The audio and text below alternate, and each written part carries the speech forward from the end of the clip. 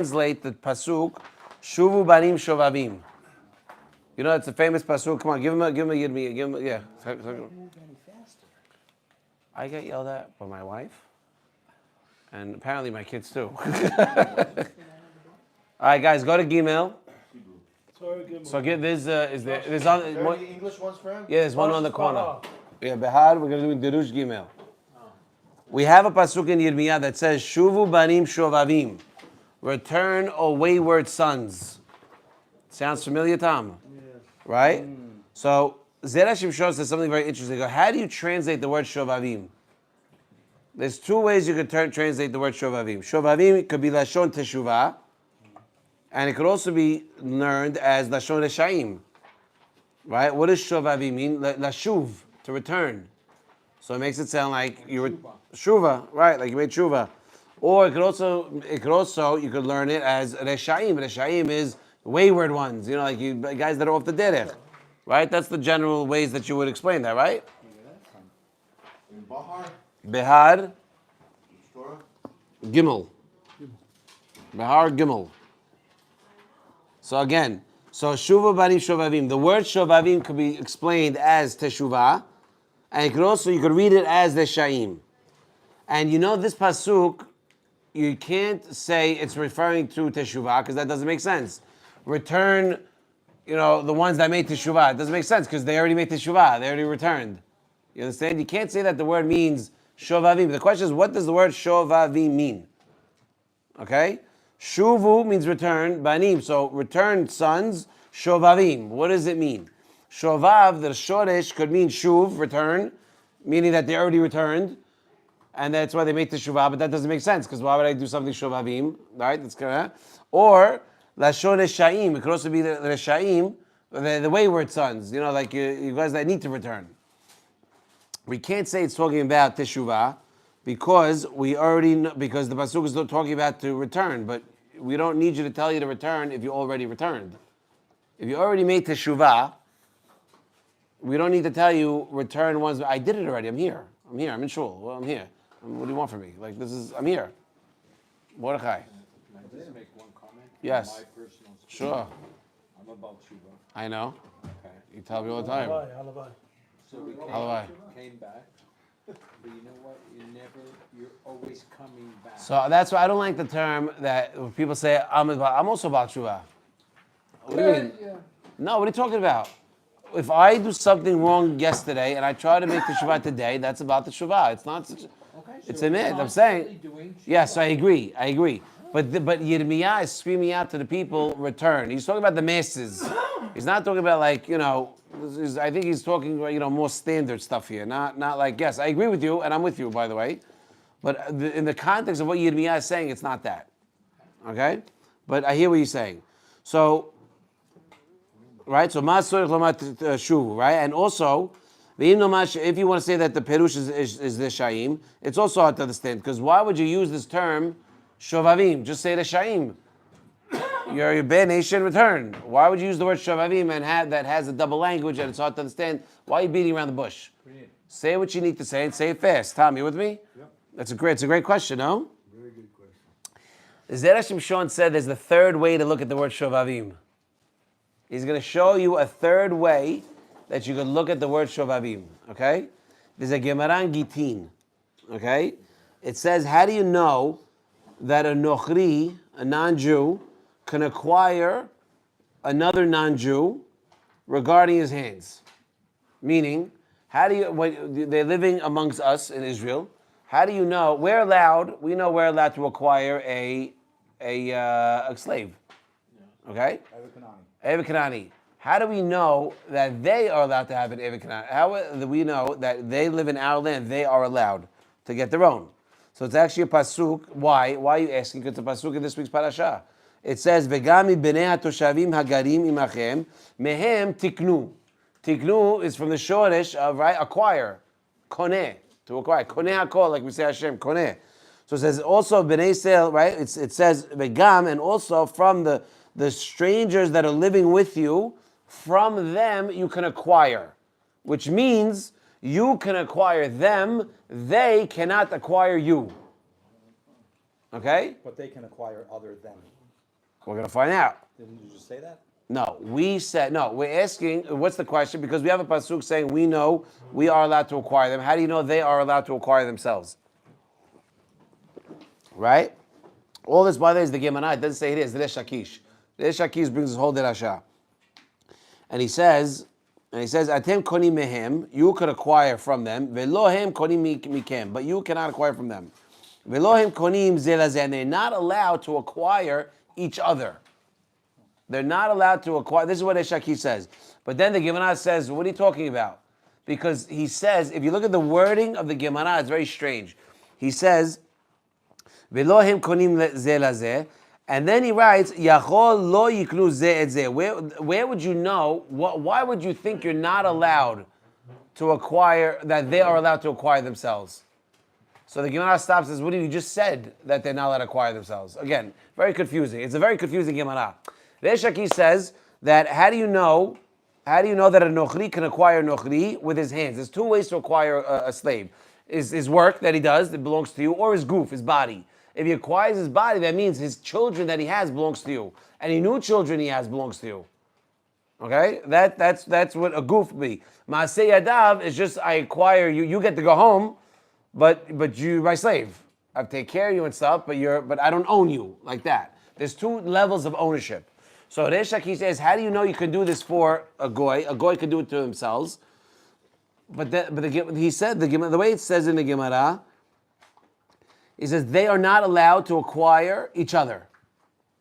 Okay? Then he says, and you would think that you're not allowed to acquire each other. Therefore, the pasuk says this, and then the Gemara says, "What do you? You just said they're not allowed to acquire each other." And at the same time it says, and why would you think you're not allowed to acquire each other? Which means they are allowed to acquire each other. So the Gemara says, what are you talking about? Either they're allowed or they're not allowed. You said they're not allowed. Now you're going back and saying, what makes, and I know you think that you're not, but here's why you really are. The Gemara says, what are you talking about? That doesn't make any sense. Either you are or you're not. And he says, no. When I said that they're not allowed to acquire each other, he was referring to ownership of the body. Not ownership of the hands. Ownership of the body, which means that he holds that the goy cannot acquire another goy as a slave. Complete slave. Children and all. Children and all. So he says, so he teaches a kal v'chomed, and he said, just like we know for a fact, is a nochri allowed to acquire, is he allowed to buy a Jewish slave in Israel? Who said? If you, God forbid, somebody owns a debt to somebody, you're allowed to sell yourself as a slave to that person in order to pay off your debt. So that's fact. That's a pasuk. It's a pasuk in, I think, I don't know. It's a pasuk. It's probably how Parshat? No. That's somewhere. No, for sure. No, Mishpatim. By the way, we know Mishpatim. There's a pasuk in Mishpatim that you're allowed to sell. If God forbid someone has to sell his daughter. Very frowned upon, not recommended, but if God forbid, but there's halachot to a nochri. Well, no, not. They don't buy from you. Right, I know. Yeah, and then you're saying that they could buy it. So what the Gemara is asking, well, you just said you can't. Which one is it? So Resh Lakish makes a separation. He explains that the goy is not allowed to acquire another goy when it comes to goof. But Maaseh Yadav, you can. And how do you know you're allowed to acquire Maaseh Yadav? Meaning you can acquire his work, but you can't acquire his body. his offspring. Right. But how do you know that a goy is allowed to acquire another goy? Through a kal v'chomed. Just like a goy is allowed to acquire a Jew, kal v'chomed, that goy is allowed to acquire a goy.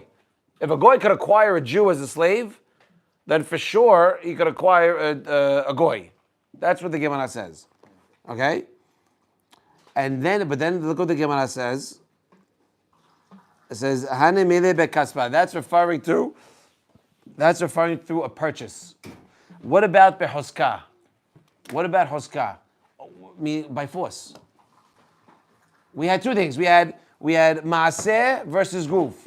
I can own a person, but thank you very much. I could own a person by the fruits of his labor or his entire body.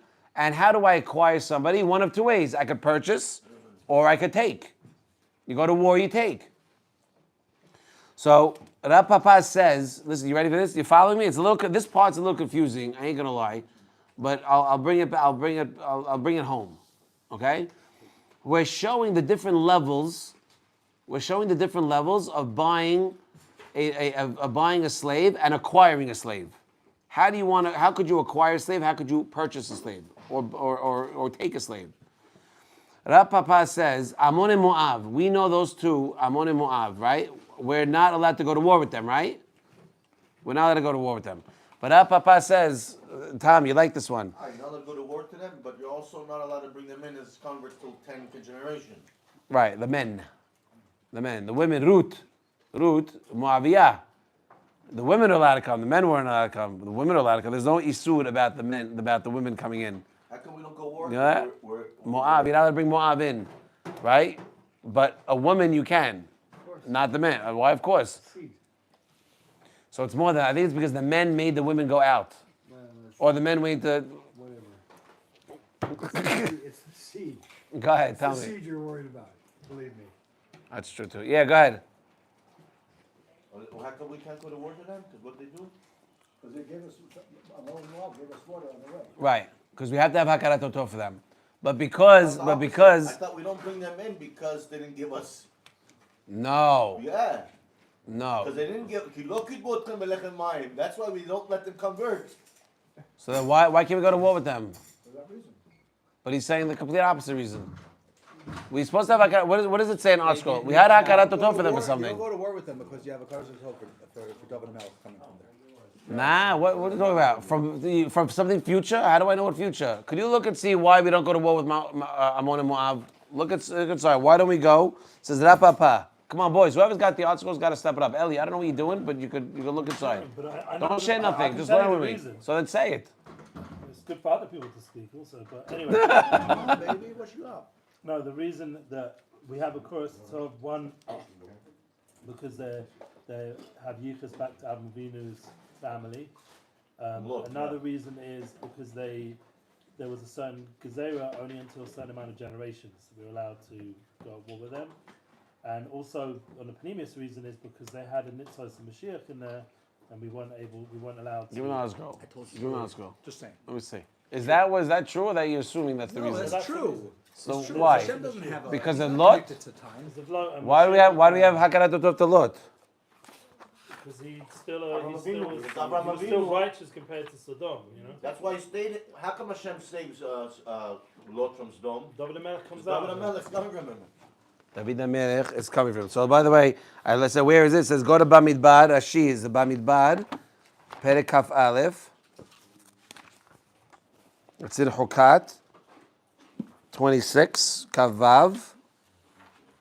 Also, it's Indian of course it's Tov. כי חשבון איץ ליחון מלך אמורי הוא נחמר מואב ראשון ככ"ו. Hold on.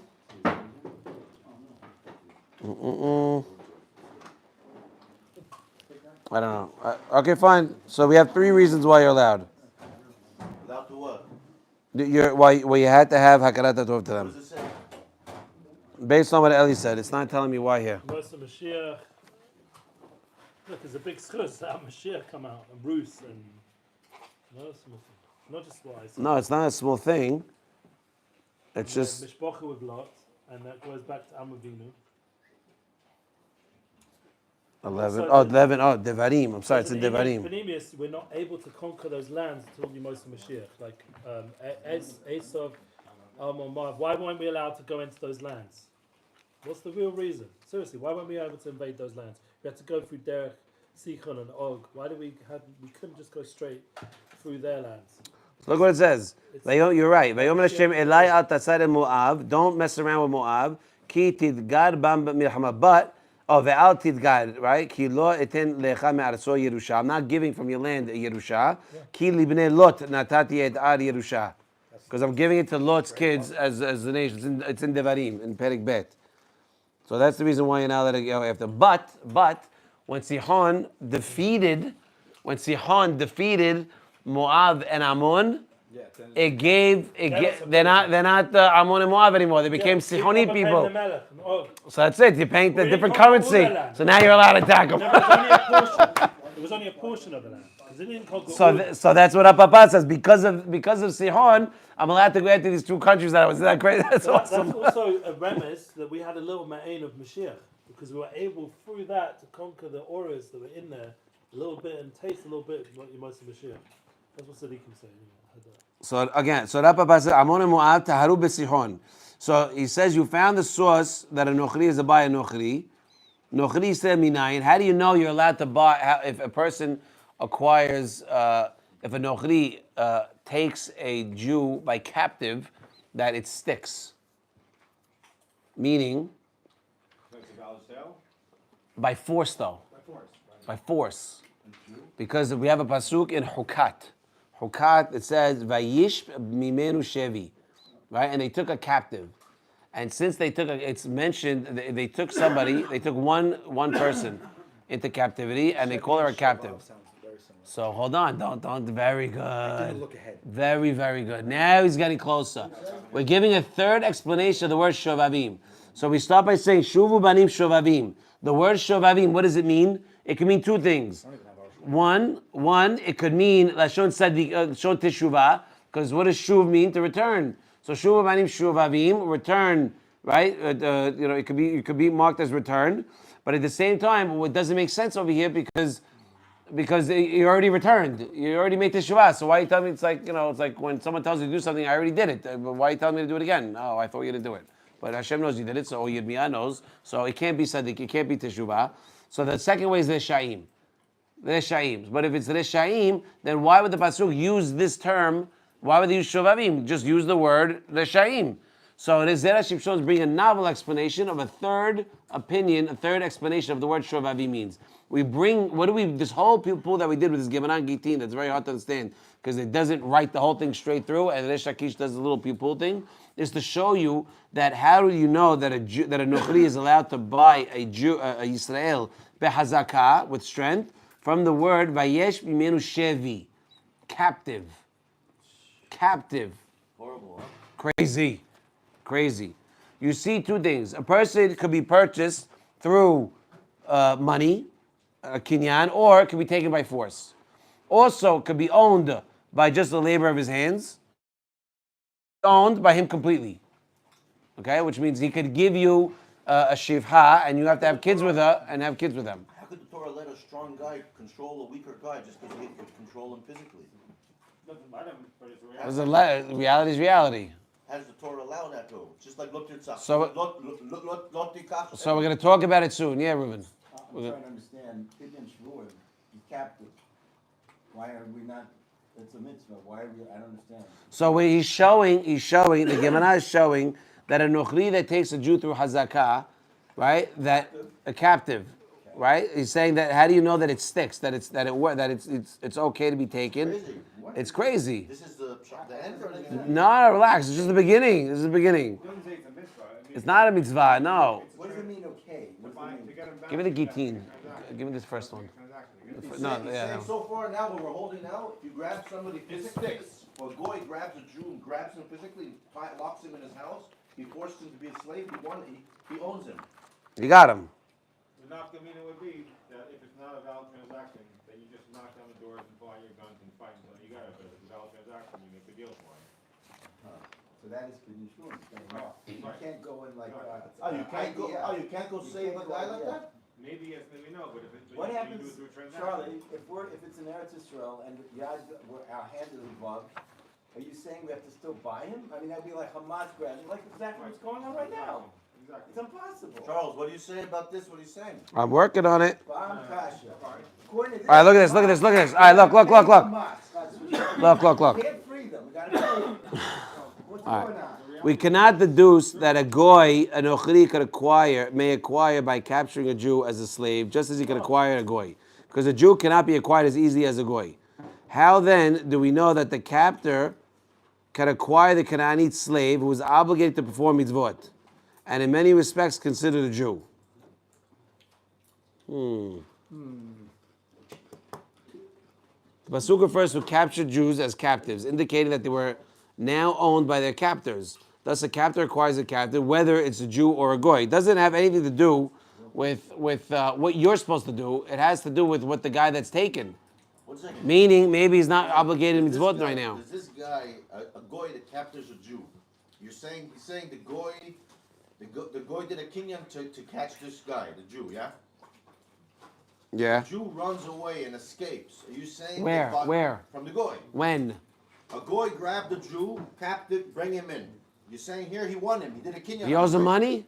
What? Why'd he take him? Stam, like the Stam. Ktanim, like the pasuk, the Ktanim. Right, right. He did a kinyan, he got him. Now this Jew breaks the window and runs away. The goy has reshut to go catch him. You can go to Bet Mishpat and tell the goy, the Jew ran away. I own him. 'cause I got him chuzkan." No. So we didn't understand it. We didn't understand it. So again, I think it's explaining.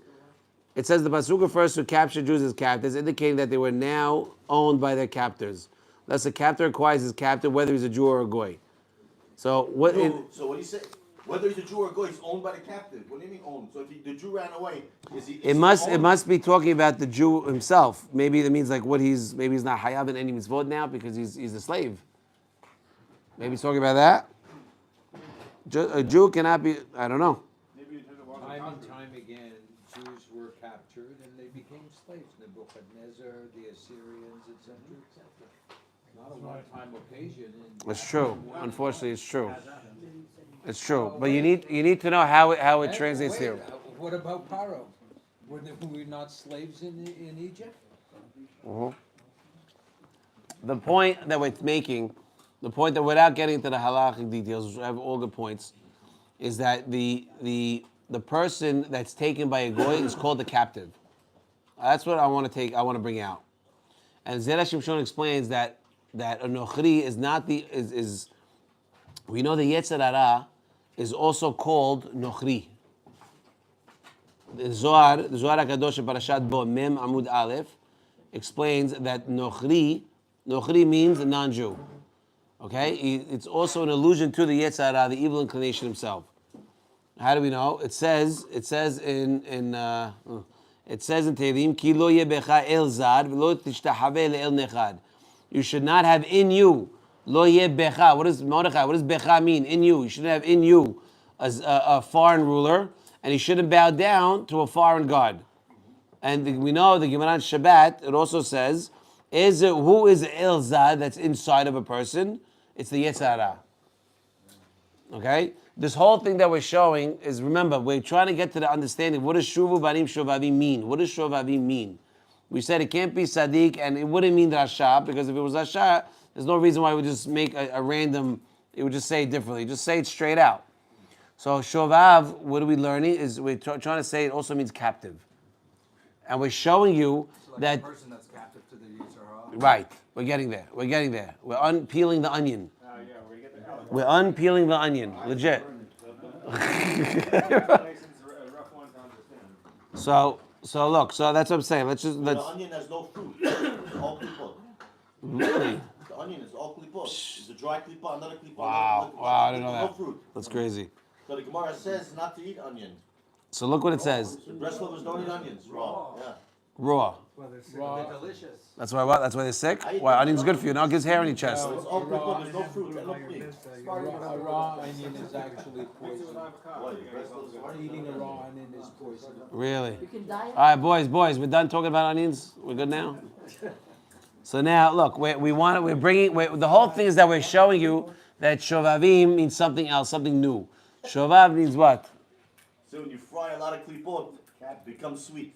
Nice, very nice. So just like the Yetzer Hara, It's from the army. that's from Russia. Just like the Yetzer Hara is also called Nochri. And how do we know? We have a pasuk in Tehillim saying that Hashem, David HaMelech is warning us: do not have in you a foreign ruler, and do not have foreign god. And the Zohar tells you a foreign ruler is the Yetzer Hara, and a foreign god is also the Yetzer Hara in Masechet Shabbat. So you have one thing in the Zohar, one thing in Shabbat, showing that both of these concepts are the Yetzer Hara. And we know just like a Nochri is able to acquire a Jew through his Maaseh Yadav, through his hands, so too the Yetzer Hara, who is also called Nochri, remember like in Gemara we talked about Nochri, is able to acquire a Jew with his hands. Meaning, how do you acquire? Grabs him b'koch. Or kesef. Yeah. You can buy him with kesef. What's the kesef? All the tavot of this world. That are mutar. Forget that part. Yeah, sure. Because the Sure. Asur ones, it's Choskai. By the way, the Arizal says something very crazy. As the generations go on, the Hitzonim desire the person more and more to go after the tavot that are mutar. Really? Yes, really. Why? You heard that? The Arizal says that the evil forces of the world, as the generations continue, they push and advocate, and they push you to enjoy the desires of this world that are allowed. And you see it today. Everything today is about convenience and comfort. And now. You don't have to leave your house anymore. Right? Everything gets delivered to you. Everything. It's crazy. There's nothing that you don't have to do anymore. Yeah, Ruben. You see, the Shom says that how to hit the 54.5 level of Tuma in the triumph, they weren't Kodesh Kedoshim. They were Mazana, except for that one woman, right? Yeah. And he says that you can hit the lowest level through Heter. Ooh. Ooh, who says that? You see the Shom. Oy, that's rough. That's a rough one. So that's the case. That's a rough one. They That's can't- what you're thinking. They don't give you nothing. So look, the kesef is all the tavot of the word. Now what about the hazakah part? The hazakah is when a person sins, right? And he goes back and does it again, That's Choskai. because at the end it becomes okay to you. It becomes okay. Right? It says if you do it Ari, right? It says you do it the first time. You do it the second time, you feel less regret. By the time you do it the third time, Moshe, it's like nothing. It's like mutar. Right? I'll never forget, I always think about it. But when you don't know, Tom, when did the mini skirt come out? When the what? The mini skirt. The minister? The mini skirt. I'm serious. I'm not joking. The 60s. Excuse me. I'm not joking. He was asking a funny question. In a froth or everywhere else. Who said that? Who said that? Who said that over there? The 60s, right? Tell me about. 1 second. The Megillah 1 already. second. Chill your bones. In the 50s, how did everybody dress? Like Borough Park.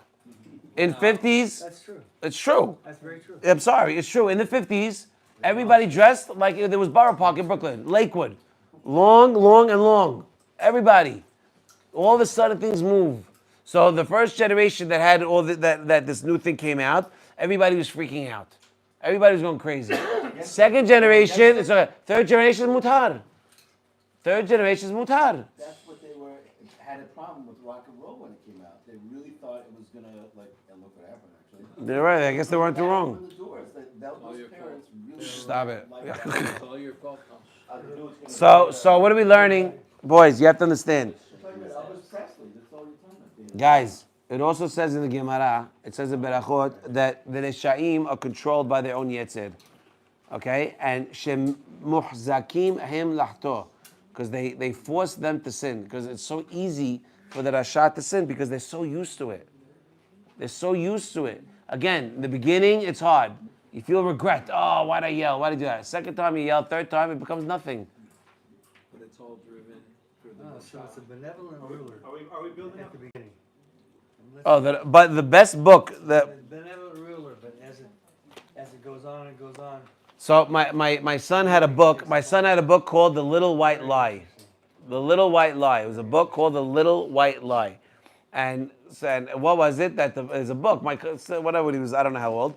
And the book says that he spilled cookies on the floor, and the mother said, "Who did it?" And he said he didn't do it. And the next page, you have this little cute bear that pops up on his shoulder, right? And then the next day, something else comes up, and he tells him to do something, and he listens. Then the little bear gets a little bit bigger. Third day, by the 10th day, you're talking about a giant bear, lion that and the guy's scared. He's crying. He doesn't. The kid is what he's doing. The guy, it's crazy. And then till he makes teshuvah. He says, "I don't want to do this anymore. Wow. It's getting too much. I can't handle it." Jewish book. I hope so. But if you do something for the right reason, even if it's quote unquote negative, look at Aaron. We're not talking that. We're talking He was about. lying all the time to the individual. We're not talking about good intentions. We're talking about people that have bad intentions or people that. Ego. It's not. Look, you have people that start doing things.